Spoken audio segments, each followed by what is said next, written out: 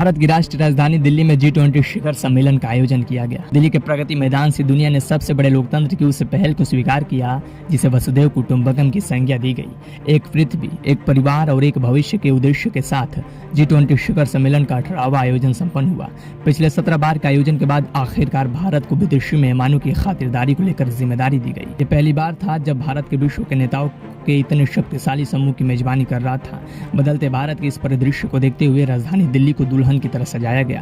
दिल्ली के तमाम सड़कों और चौराहों पर सुरक्षा के अचूक भेदों को तैयार किया गया जिसे हिंदुस्तान से नफरत करने वाले लोग या देश इसे भेद न सके। हालांकि 2 दिनों तक चलने वाले इस भव्य आयोजन के बाद सबसे बड़ा सवाल किया जा रहा है कि आखिर विदेशी मेहमानों की खातिरदारी से भारत को कुल कितना खर्चा हुआ है।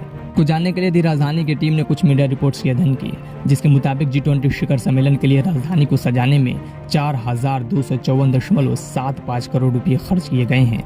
खर्चों को मोटे तौर पर लगभग 12 श्रेणियों में बांटा गया था। G20 की तैयारी में सबसे अहम घटकों में सुरक्षा थी। इसके अलावा सड़कों, फुटपाथों, स्ट्रीट साइनेज, लाइटनिंग व्यवस्था के रखरखाव में भी खर्च शामिल है। बागवानी सुधार से लेकर G20 ब्रांडिंग तक के काम पर लगभग 75 लाख रुपए से 3,500 करोड़ रुपए से अधिक का खर्च आया है। इन खर्चों को देखने के बाद आप सोच रहे होंगे कि G20 सम्मेलन को लेकर आने वाले खर्चों की भरपाई किसने किया होगा। इससे जानने के लिए हमें केंद्रीय मंत्री मीनाक्षी लेखी द्वारा साझा किए गए एक दस्तावेज को देखना होगा। केंद्रीय मंत्री द्वारा साझा किए गए एक दस्तावेज के अनुसार ITPO ने कुल बिल का लगभग 3,600 करोड़ रुपए यानी 87% से अधिक का भुगतान किया है।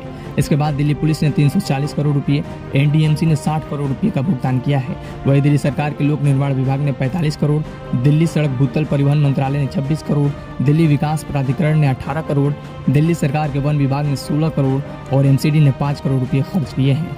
यानी सीधे तौर पर देखें तो ITPO, सड़क परिवहन और राजमार्ग मंत्रालय, सैन्य इंजीनियरिंग सेवा, दिल्ली पुलिस, NDMC और DDA जैसी एजेंसियों ने कुल खर्चे का 98% खर्च किया है। वही ITPO द्वारा किया गया खर्च केवल शिखर सम्मेलन के लिए नहीं बल्कि भारत मंडपम जैसी दीर्घकालिक परिसंपत्तियों के निर्माण से भी जुड़ा हुआ है। इससे पहले केंद्रीय बजट 2023-24 में G20 की अध्यक्षता के लिए 990 करोड़ रुपए का प्रावधान किया गया था।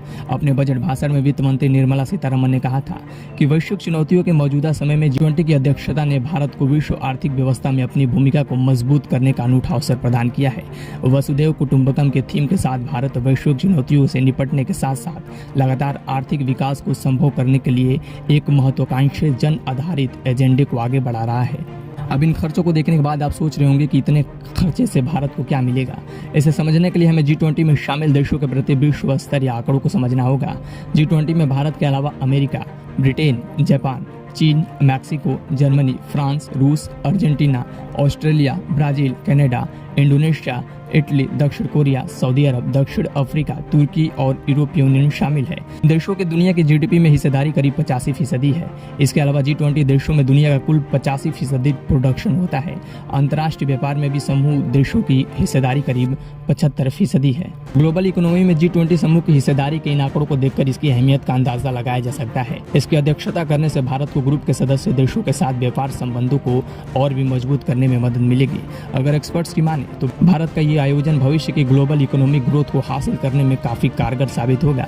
इसके अलावा इसमें शामिल देशों से भारतीय इंफ्रास्ट्रक्चर से अच्छा खासा इन्वेस्टमेंट आ रहा है जिसमें और बढ़ोतरी होने की उम्मीद है।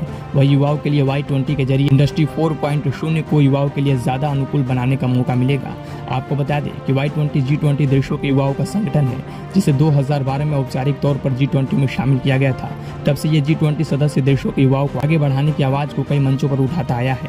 वैसे आप क्या सोचते हैं इस G20 के आयोजन को लेकर? कमेंट बॉक्स में हमें जरूर बताएं और ऐसे ही तथ्यात्मक कवरेज के लिए बने रहिए दी राजधानी के साथ।